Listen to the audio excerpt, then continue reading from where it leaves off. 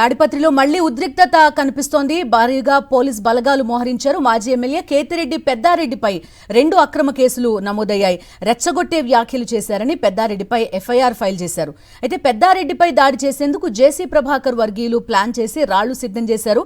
తాడిపత్రి నియోజకవర్గంలో అభివృద్ధిపై బహిరంగ చర్చకు సిద్ధమన్న పెద్దారెడ్డి సవాల్కు జేసీ ప్రభాకర్ రెడ్డి సమాధానం ఇవ్వకుండా దాడికి ప్లాన్ చేశారు. ఈ నేపథ్యంలో తాడిపత్రిలో హైటెన్షన్ నెలకొంది.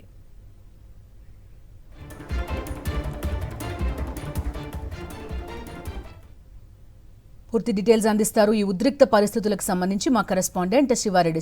చెప్పండి, 2 వైపుల నుంచి కూడా మాటల దాడి కనిపిస్తోంది, కానీ ఫిజికల్ గా దాడి చేసే ప్రయత్నాలు జరుగుతున్నట్టుగా తెలుస్తోంది జేసీ ప్రభాకర్ రెడ్డి వర్గం నుంచి. పెద్దారెడ్డిపై నమోదైన కేసులేంటి, మీ దగ్గర ఉన్న అప్డేట్స్ ఏంటి, ప్రస్తుతం అక్కడ వాతావరణం ఎలా ఉంది?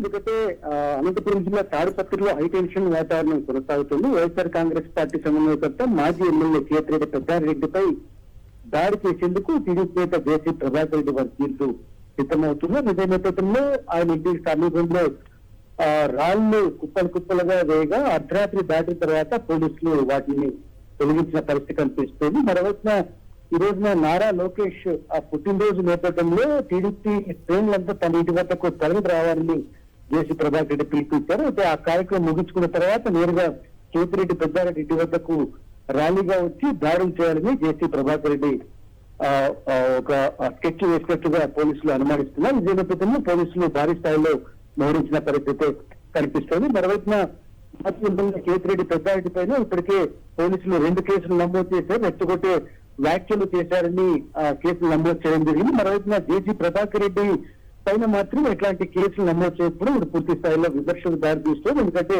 నిన్న సాక్షాత్తు పెద్దారెడ్డి వద్ద రాళ్లు కుప్పలుగా వేశారు. అదేవిధంగా దాడులు చేస్తామని బహిరంగంగా చెప్తున్నప్పటికీ జేసీ ప్రభాకర్ రెడ్డిపై ఎట్లాంటి కేసులు నమోదు చేయకపోవడం, ఆయన వర్గాన్ని కట్టడి చేయకపోవడం ఇది పూర్తి స్థాయిలో చర్చాంశంగా మారింది.